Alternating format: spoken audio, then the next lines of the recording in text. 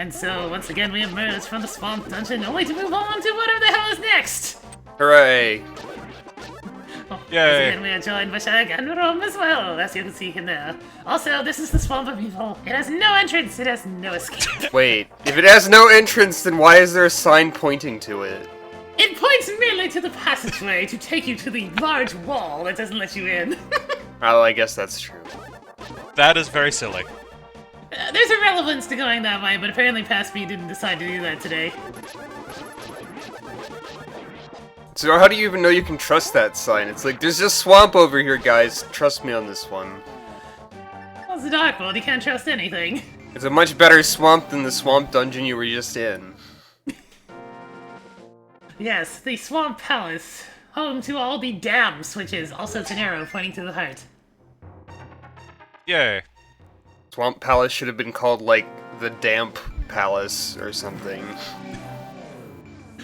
So there's a lot of hard pieces in this game that require you just teleporting from the dark world in certain spots. We'll be getting a lot of those. Okay, so as long as they're kind of around, I have to ask about those weird cow guards. Anyone else find it strange that the spear that they're jabbing at you is, like, rounded? It's like they're poking you with a drumstick. Even worse, it almost looks like they're poking you with a Q-tip. I always thought it was a lollipop or something. Ineffective weapons! Undo! Also shovel. No! You can dig in many places. You'll never know what you can find. You gave Pink the shovel! You fool! You can even see past me just looking around, thinking about how I can possibly go about trolling with this. So, me and Shovels have a bit of a history in Zelda games. Mainly Oracle of Seasons, in which many people suffered, especially the poor girl that I was supposed to be sending out on a date. Man, you can sneak up on those animals there. Yeah, they just don't care until I go walk right in front of that guy. Also, well, I have to get at least a little bit of this in. I have to get a little bit of this in, come on! I only get this shovel for a precious couple of moments. And in that couple of moments, you will learn to hate the shovel. Oh, it's kind of awkward to use in this game, I mean, really. But yeah, it is. I guess it works on a similar awkwardness principle as the sword hitbox or something. yeah, it's like you gotta be somewhat into the next tile, but not all the way, and you have to be careful with your vertical. It's weird. Also, you don't dig up stuff all the time with this shovel, unlike the Oracle shovels, in which you dug up stuff all the time, so it's not even all that fun of a shovel. Pink! What? Pink, you're destroying all the flowers. Now Hyrule won't win that weekly town beauty contest thing, and you won't get the golden watering can. I don't care! Give me that! Does the game tell you that that's there in any way? I forget. This guy tells you that it's in the field somewhere. Oh. So literally you could dig up the entire field and come across it there at the very end. Well, alright then. Also, Link is immediately awesome at the flute, so he's just born talented, so maybe he has musicians in his bloodline, but either way, he can replicate the song he heard perfectly. Maybe there's just like a button on the flute that plays that song. I mean, like there's auto-playing pianos. Yeah. Man, that part with the guy turning into a tree is actually sort of depressing for this game. Yeah, it really is. If you think about it. It's pretty dark, yeah. Like the Dark World. Yeah. So, speaking of shovels, guys. Oh no. Oh dear. Speaking of shovels, so the Dark World has a minigame that involves digging. Oh boy. And there's a random chance each time you dig of a heart piece coming out. And the chance is obnoxiously low, so speed this the hell up! Steal thy shovel! Strike the earth! Dig for everlasting justice! For chivalry! So do you tend to make a profit on this game in rupees, at least? Usually, that last run I didn't, but Oh, this is the worst heart piece of the entire game because the chance of the heart piece popping out is so low. It's 100% random. There's no set location where the heart piece shows up.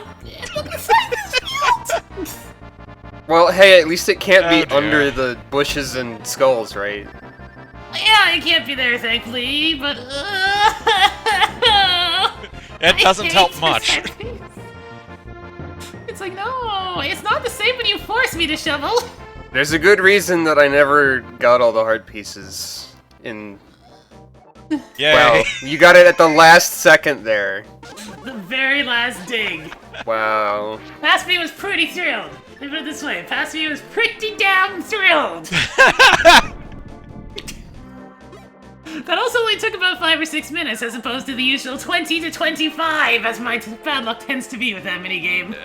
You know, if you use the Quake medallion there, it should really just stir up the earth and throw the heart piece out anyway. Good thing.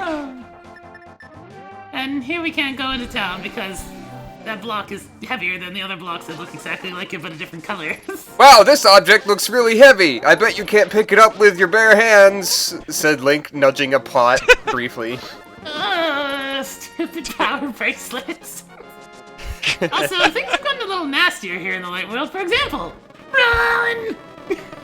Well, that's what you get for Bees. disturbing the hive. But there was rupees in there before. Well, maybe they're mad now because you stole all their money. But yeah, the whole light world's crawling with blue and red knights, so, you know. It's a little bit... Also, people pointed out that I hadn't blown this thing up yet, so why not? Oh yeah. I mean, we had to get our proper dosage of heroic vandalism in. There's not even much in here, but whatever. A couple of rats and bombs that you don't have to purchase. And arrows. No, there is Oh that. yeah, and arrows. And a rupee. A couple of rupees. It's just the refill hut or something. Just a shed. It's nothing amazing. A shed with no entrance. Much like the swamp. See, there are parallels between Meanwhile, these you're two full worlds. of rupees again, so when are you going to go feed the pond again? But you should mention that! Oh man. Time to gain access to teleportation. Yes, by causing even more heroic vandalism. Well, I don't think he could have seen that one coming, to be fair. Duck! At least it looks like a duck. I don't know, what type of Yeah. animal do you think that is? I always thought of it as a duck. It does look pretty duck. I don't know if that makes any sense or not, but I also don't really care. Carry me, mighty duck! We must proceed over to... Well, actually we have something very special to pick up first. You see, we kind of lost our old friend back in one of the other dungeons there, and he kind of wandered Oh, off without yeah. us. I had to go rescue it. There he is. Oh yeah. Bee. Let's get the good bee back in the bottle. Maybe this time you'll remember that you can catch him. I love that it labels it good bee. It's the good bee. It likes hanging around with Link. If it has no enemies to attack, it just kind of buzzes around your head saying, put me back in the bottle. Compared to the bad bee, as we saw in that tree. They just want to remind you that Link's allergic. Well, if you're allergic to bees, then I don't think any bee is a good bee. Well, but it's the one Yeah. that doesn't sting you. Oh yeah, about that 999 rupees. Yes. Oh man. Continuing right back from where we left off.